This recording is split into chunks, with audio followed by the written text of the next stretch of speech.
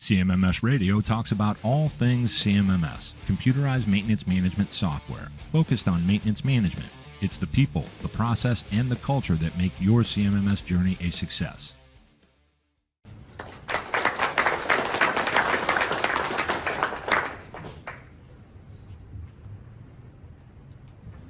What happened to our music?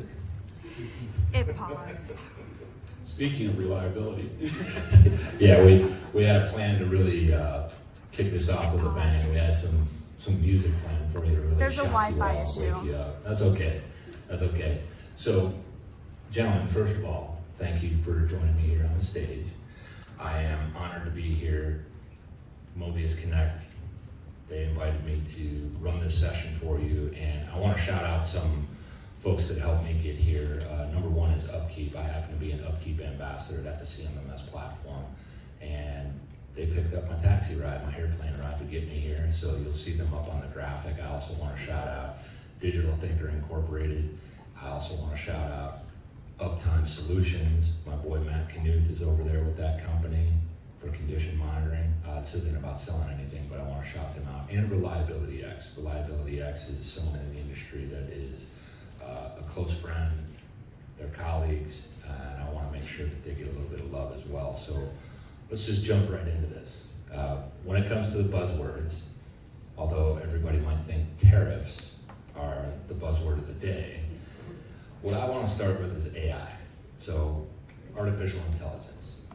I kind of like to beat it up a little bit because there's much more to it. It's really machine learning, it's programmatic in nature. So the first thing I want to do is I'm going to start with Howard, and then we're going to move it over to Kevin. When it comes to artificial intelligence... You mean machine learning? Yes, sir. What are we, all of us collectively, missing when it comes to what it really is, what it really is not, and then, complicated question, how do we leverage it within our maintenance operations? Okay, and actually got a couple of good folks up here. I know Kevin's been in it for a while. I used to teach it in the 1990s, and then all of a sudden it was brand new, but it's exactly the same things we looked at in the actually as far back as 1954. But in any case, yeah, so what we see now primarily is a fair amount of hype, and that's unfortunate because it's a very powerful tool. It allows us to look at things changing over time in ways that we normally wouldn't by eye. It allows us to basically get a little bit of insight, but I always say so long as we understand what insights we are looking for in the first place. Because if you don't know the subject that you're interested in, you're going to be led astray very, very quickly. Because all it is a learning system in which it takes data that already exists and regurgitates it in some other form, right? That could be looking at existing data and picking out points. It could be training a system so that you can question it, like the LLM, which, you know, I really love those because everybody thinks that they are intelligent and they're not. That kind of thing. So we heavily use it. We use it for software programming, we use it for research, we use it for other things in all different aspects, from our machine learning teams to doing in-depth studies on different types of faults, because if I need references, I can go through those references very, very quickly online by doing a search through an AI, but then you have to verify that those references actually exist. So that's from that standpoint. As far as anomaly detection, that's really where it's powerful, and most of the technologies in here use that. And that's to train a normal condition and then look for variations outside of it. And then whatever you do with that data after that. So that's a short answer. Thank you for that. Thank you for that. So what do you got for us, Kevin? So this is the problem with following Howard. So they need to let me go first so that I can talk about the couple of little things that I know about AI, and then he can finish it with all the detail. I think, I think the biggest thing that I see about AI is the fact that it can consume so much data. And we as humans, we just can't consume that much data. And the faster we realize that we don't consume that much data and that we do have tools that do consume a lot of data and can give us good analysis back, we'll move these tools much faster, right? I still see a lot of human fight going on between, I can still do that myself, and we have great tools that we can use that for. And I think the technology, to Howard's point too, is it's been around a long time. This is just math, that's all it is, right? But it's very powerful math. But with all the extra tools that we build around, like chatbots and other things that we've now built, we can do lots of really interesting things with AI. The hype is out of control.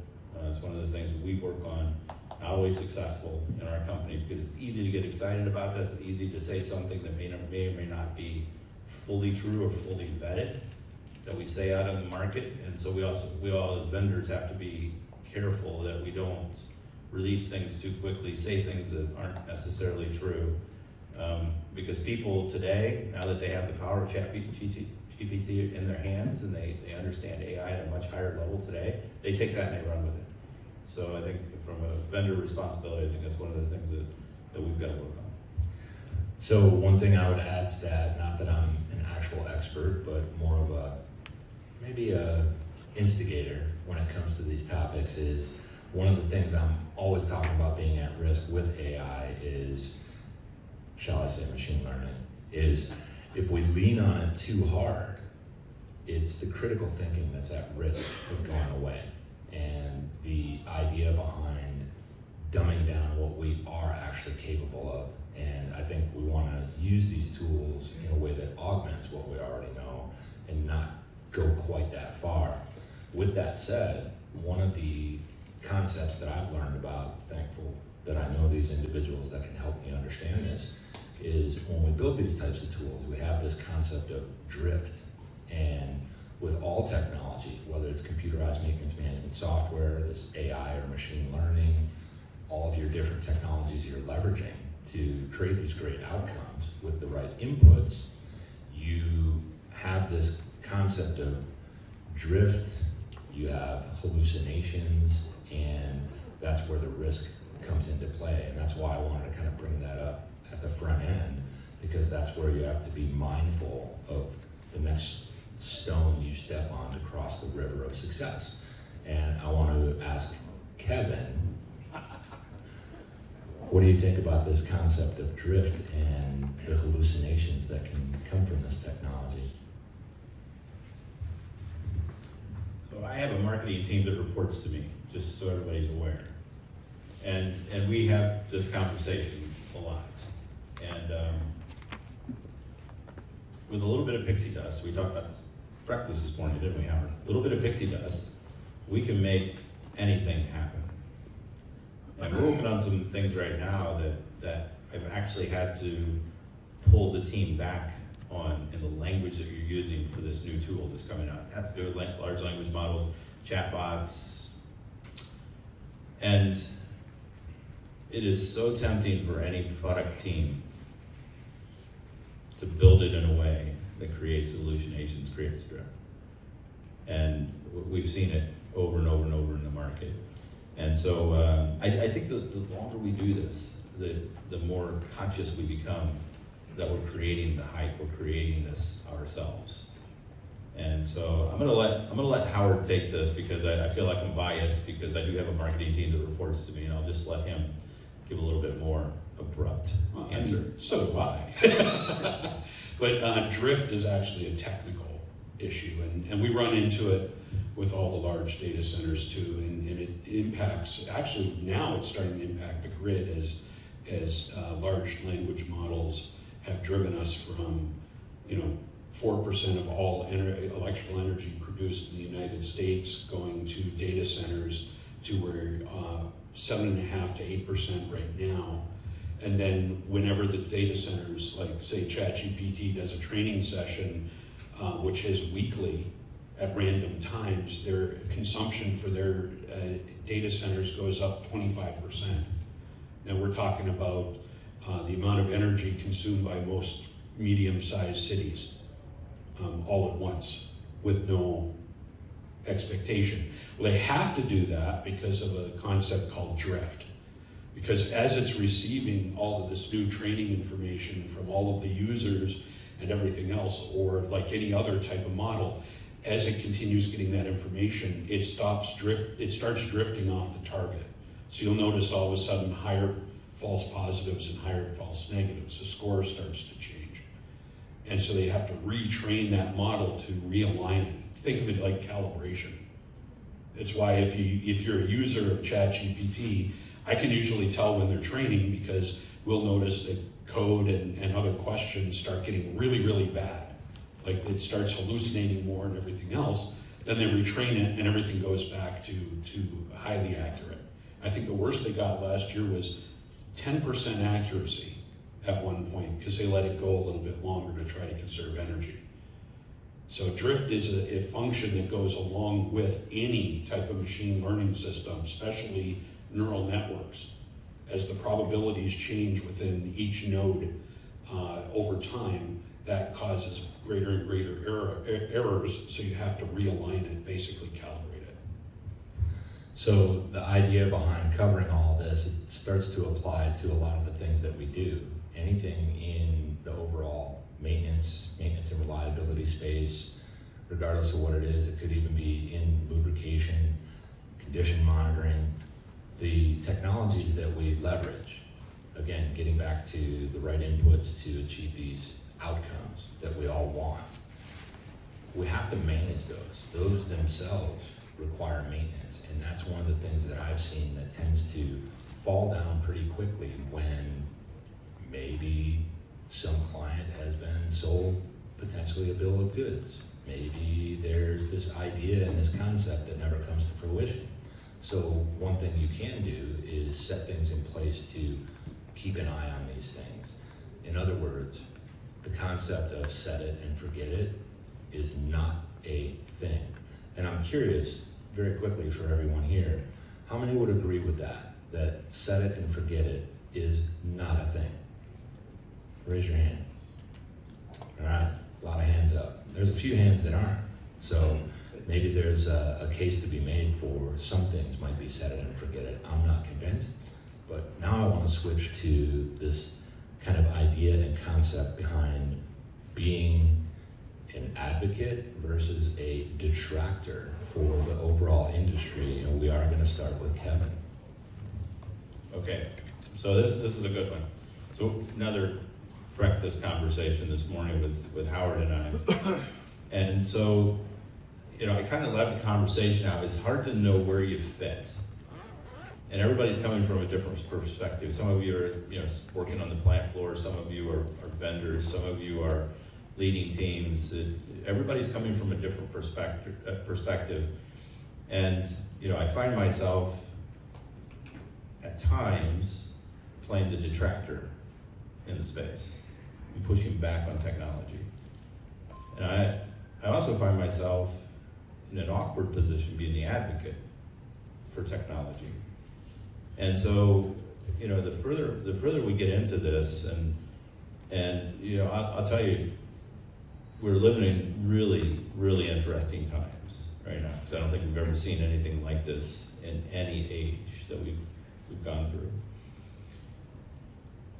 But with the hype, with the almost unlimited potential of an AI, it is difficult to find truth. It's difficult to find what works, what doesn't work. I've even said it over and over. I would almost hate to be back on the side of being the practitioner, trying to figure out what is actually the truth and what actually works. Because I don't think I could figure it out any easier than the rest of you could. And I see it every single day. I see the things that work and I see the things that don't work, even in our own company. And but I think it's important for all of us to play that advocate detractor role. If you're only playing a detractor role, you're wrong. If you're only playing an advocate role, you're wrong. There's your perspective matters when it comes to playing an advocate versus a detractor. And so just keep that in mind as you're sitting in a room I played this role last week. I mentioned it to these guys. I was in an advisory council for Purdue University for engineering and technology. We're talking about AI. And I had to play the advocate, and it just blew my mind. I'm like, wait a minute, I'm at a university. And then the tables turned on me, and then I had to play the detractor in the same room. And so I think it's important that everybody has a different perspective. Often universities are behind, and often universities are way too far ahead. Very rarely are universities aware of today. They're usually somewhere behind or somewhere ahead. And I think for all of us, it's important that we find where we fit and make sure that we're not just playing that detractor because I'm worried about losing my job, or I'm playing the advocate because I want to sell more stuff. So my perspective, Howard. Yeah, a slightly different direction, but basically the same type of response. I often play both sides as well. And in some cases, people think I'm anti-AI, but most of my career has been based on machine learning, which gives me kind of a slightly different perspective. So when we're in the field looking at applications, this also happened to me within the last several weeks. We had a situation where a wireless continuous monitoring vibration system was in a plant. They wanted to replace it with a new technology, so we were in there looking at it. And I go around and said, there's nothing wrong with the software. And then I looked, and the hardware's not too bad. It'd be just nice if they put it in the right spot.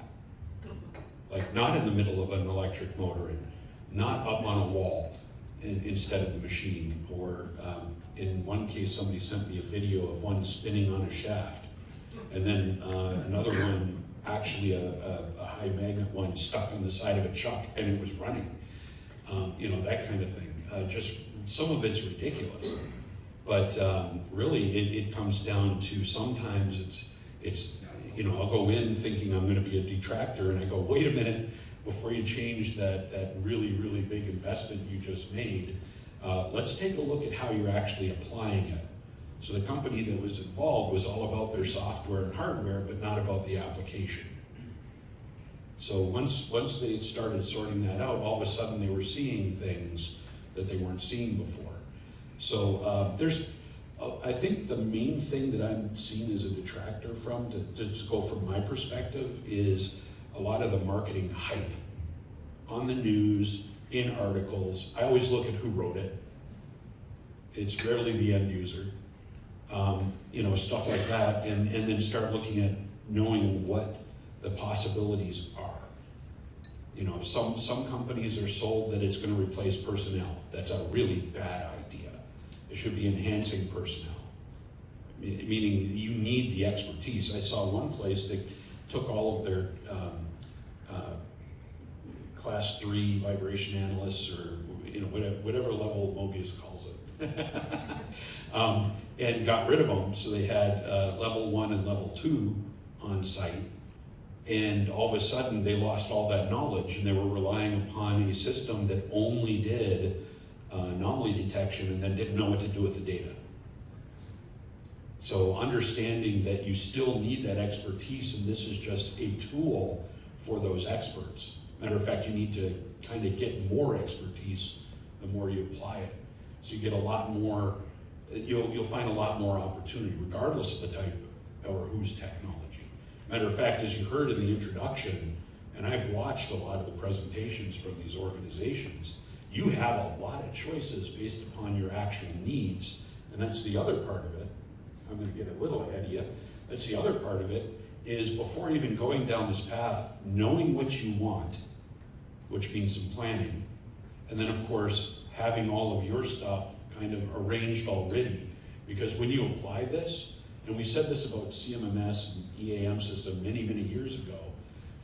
The fun part about computerizing or automating these systems is that if you're heading for failure, you're going to just head for failure much, much faster. So what's interesting about Howard's response on all of this is you anticipated 2 of the things I was about to ask about. I know you too well. And this is completely unrehearsed. We don't do that. So the one thing was really around CMMS, computerized maintenance management software, which is kind of where I tend to play and connect all the dots, or try to anyway.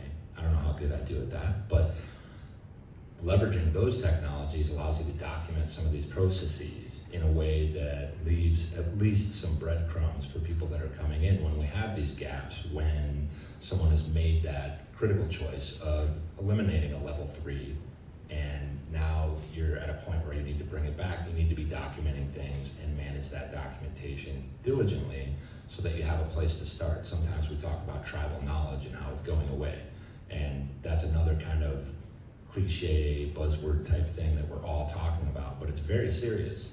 And when it comes to the mounting of sensors, one of my questions was actually going to be the problematic nature of what we see out there sometimes, and where does that really come from? Is it because we're seeing these images because it looks better if it's mounted in a different place, or is it coming from a lack of true understanding as to how sensors should be monitored to capture that correct data? Now, I know you already spoke about it, but I want to ask Kevin that exact question when it comes to mounting of your sensors, regardless of the mounting system. Sometimes we see that they're nowhere near, for example, the shaft, or where you're actually going to capture the right data. Why is that so common? I think it's a couple things. One, I'm going to go back to your earlier point about organizations are reducing their headcount in lieu of systems. And so what systems aren't meant to do is dumb down an organization. What systems are meant to do is lift up the people in the organization to perform at a higher level. That's the nature of systems. But instead, I think many organizations see an opportunity to reduce headcount through technology. And I think we're feeling some of that downfall right now. And to get back to your point about placement, I think we find organizations that aren't prepared for that level of technology. Even if an organization is providing a lot of those services, it's the other end that we often see the failures, right? The process, having enough headcount, having the right level of education and certification and understanding of the technology. So the blame doesn't go back to the organization, it goes to the systems that are, I'm going to end up doing this myself. It's going to go back to the systems themselves, and then the way that they're sold. Because when we sell solutions as an end-all and give companies the opportunity to reduce headcount, but not just reduce headcount, but reduce knowledge, I think that's a real problem. And so I'm not going to answer the question directly about placement, because that answer is all over the place. Howard will have a much more detailed about placement. But from what I see, we're just losing knowledge internally. We were losing that before we had digital systems that were the priority. We were losing tribal knowledge. And so we're seeing that with the younger groups coming in. They learn differently. I'm going to change the subject real quick. Remember we talked about digressing? I'm going to change the subject real quick, because we have a lot of young people coming in that have learned differently than any of us. Well, I should look around the room before I say that. Than people that look like me learned. And they're expecting different things from us, from those systems. And if they don't see those things, they don't learn the way that we expect them to learn, right? And so when we bring systems in and we deploy them in the wrong way with the wrong mindset and the wrong capacity, it creates an environment where they don't feel like they're being considered. And I've got kids that are in asset management. They're in their 20s and 30s. I call them kids. Some of you might not call them kids. But they're in the space, and they teach me things every single day. They don't learn like I do. They learn from digital. I learned by doing it wrong. but they learn by digital, and they expect digital.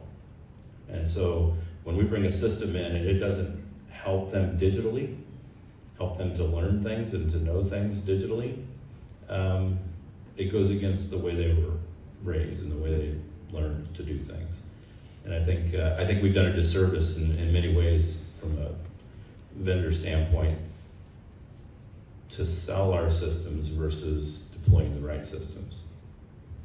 It's interesting when we talk about that. I'm reminded of this idea behind generational gaps and how we can potentially get stuck in our own mindsets as to how we leverage technology, how we do the work. It's all about doing the work. So all of this, I'm a big fan of the idea that it comes down to people and process. Everything that we're doing, whatever we bring in, whatever we're going to leverage, right? A calculator is only as good as the person that's using it. And that starts without the calculator. So when we're using these various digital technologies, that's where we have to focus in on getting those basics, those fundamentals in place. And I'm always talking about this because that's the thing that so quickly gets forgotten. That's the thing that so quickly can, in a sense, degrade or suffer degradation when it comes to implementations, getting teams moving in the right way. That's where it starts to fall down. People tune out. And you bring up a really good point when it comes to the next generations that are coming up and in this game, in our organizations, doing this work. They do actually learn differently. They were essentially, and some of you are here maybe, that were born with an extra appendage called a smartphone. They live in the digital world. So we've got to keep that in mind as well. One thing that's really interesting about overall industry is this concept of sifting through all the noise and trying to figure out who you should really be working with. And one of my ideas behind that is asking potential vendors really difficult questions, but then someone might say, well, what's a difficult question? And my thought is to essentially put them on the spot about yourselves. How well do they understand you? And I hope that kind of makes sense when it comes to this journey that we're all on. It's not to jam them up, so to speak. It's to give them that opportunity to know you.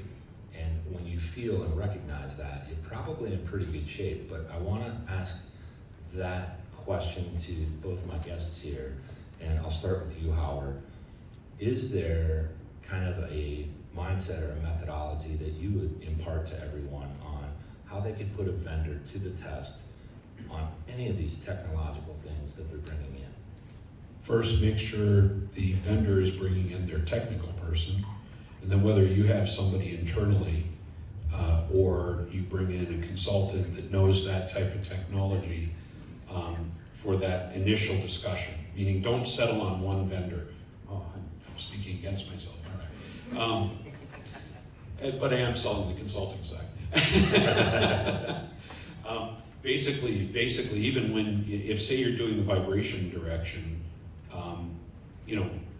go out and rent a level 3 if you don't have one in-house. Somebody who actually knows how things are supposed to be placed and why. Why don't you, on an electric motor, put the sensor on the bell of the frame instead of, and hence the word bell, of the frame versus across that little split between the end shield and the frame so that you're getting direct data from the bearing. You're getting all your high frequency data.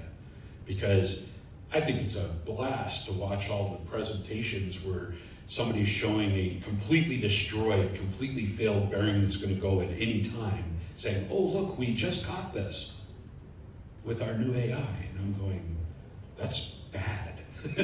All you got is reactive maintenance just before it fails.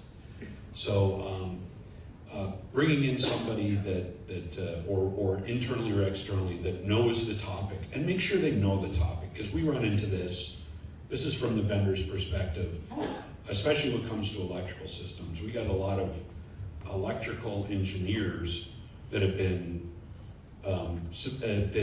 basically misleading their organizations for a while as far as their level of knowledge. And then we start having to deal with that, and you start having a discussion realizing, oh my gosh, I'm going to have to back up to the ABCs of electricity.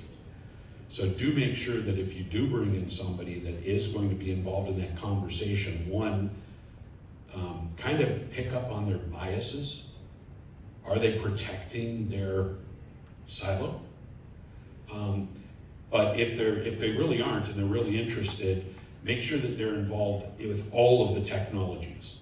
Because one thing about a technologist is they're going to see some bell or whistle or some shiny object, and they're going to hang on that one. So have the questions pre-done. I think for like sensors, there's a gentleman here who's going to be speaking this afternoon, right, Ed? Yeah. That spent his time studying sensors, and then there's more of those in the industry that are quite approachable. And that's kind of my view on it. There's a lot more, but yeah, that's probably the shorter answer for today. First thing I was going to ask Greg was, what was the question? Hence they put me in the hallway. Right. The first thing I would advise, because this is last year was a fun year because it was my 40th year in industrial. I spent my years as a tech and then moved up through the ranks, and I think my first piece of advice is to do your research. You have absolutely no reason whatsoever to not know the sensor and the sensor company before you talk to them. Matter of fact, I would say the higher number of folks coming to us know us better than we think they know us, because they've already done their research. A lot of them have already kind of narrowed it down and said, I want to work with this company and this company. Right? Our buyers changed on us. They have so much more data available to them. And so I would encourage you, research and look at everything. You go into this with an open mind. So the last thing you should be doing is saying, yeah, that looks like nonsense, and not even look into it, right? Because the tech changes on us so fast. I was going back and forth with Chris Luecki. He's an influencer out there in manufacturing. A lot of these young people that are good with social media and tech and that, they spend a few years in manufacturing and then they jump right into being an influencer. But I love Chris, he's got good stuff. But we were going back and forth, and he said he likes to talk about things that have long shelf lives, that they can continue to talk about them. And that influencers do that. I said, yeah, but in AI, ours lasts about maybe 3 days? And then it changes. So you've got to look at the tech. You've got to take a look at what you're saying, nah, not interested. And just understand it, right? Because there's a lot of value to the things that are coming out, but there's also a lot of fluff to the things coming out. You can learn a lot by just doing a little bit of research in each of those new things coming out. Vendors, do us all a service and just stay on track, stay focused on the context of what we're doing, because I still see an awful lot of it out there that just takes us down the wrong path. We overuse the word predictive, we overuse the word condition monitoring, we underuse the word condition monitoring or the phrase condition monitoring. We use things that take us in a direction that don't help the industry. It might help you sell a few more solutions, but it doesn't help the industry. And I think it's important that vendors also take their role in the industry in a very ethical and moral way, knowing that we're advocating for an industry. We're not trying to sell more and more solutions. Don't let any of your CEOs hear that I said that. So, yeah, I'm going to segue into something real quick so that before we have question and answers. Biggest one, and it was funny because I wrote an article on it in 2016, and several companies lobbied the organization to have the article taken down, which they did. And it had to do with the concept of some vendors trying to convince you to bypass your cybersecurity groups or talk to IT always, always, always include your IT and cybersecurity folks before you move forward. There's some companies that literally are not allowed to have wireless. If I hear wireless and wind, I just start laughing because it's against federal law. Okay, so if I hear wireless in a military base, I do the same thing. That's easily broadcasting what the operations are of that facility. Or just like the folks on a destroyer that was off of China that put a Starlink on top of the chiefs put a Starlink on top of the vessel, so the vessel was able to be tracked the entire time. Make sure that you're allowed. I even had one where somebody put a wireless system in with a gas turbine and set off the fire extinguishing system when it transmitted. So we had to go investigate that, and that was a really easy find. So make sure that you are involving those folks ahead of time. Otherwise, you'll have found something, you've done the little test, you'll have bypassed them using a cell modem or something, and then all of a sudden you're going, okay, we need to put this on the network, and they go, you can't. So you'll have lost and wasted that time. So make sure that those guys, they're now stakeholders, especially if you're putting stuff up on cloud. Okay, some require it to be on premises. So there are solutions for all of those.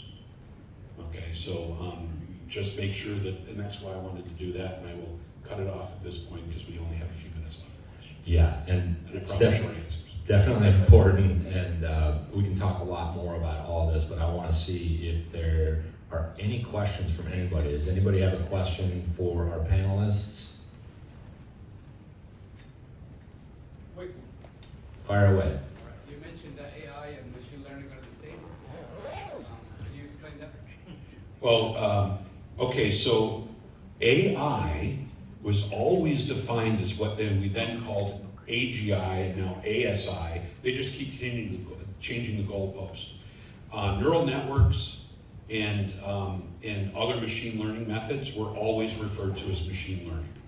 So the redefinition started just not that long ago, to the point where in IEEE, on some of the standards I'm involved in on that part of it, we started calling it augmented intelligence to get past the marketing hype. And then eventually we just gave up and said, okay, AI. But if you go back just a few years and you start looking at the whole concept, AI is supposed to be an actual conscious machine. So from a marketing hype, they keep moving that goalpost. Thank you. Yeah, that's basically it. Whatever you call it, it's a useful tool. Anybody else have any questions? All right. We're not that scary. So if you think of any throughout the day, at 4 o'clock today, there is going to be a Q&A session. So any of you come up with anything, nothing's off limits here, really. You can ask these gentlemen anything, and you can ask me as well, but you never know what you're going to get. I want to thank everyone for spending this time with us. We're really excited to get Mobius Connect live. The tour kicked off from Houston, and we're closing out CMMS Radio. Another shout out to all the sponsors that are here that made this possible. Big shout out to Upkeep. Thank you for getting CMMS Radio to the Mobius Connect Live Houston, Texas event. Thank you to Reliability X, Uptime Solutions, and Digital Thinker for your constant support.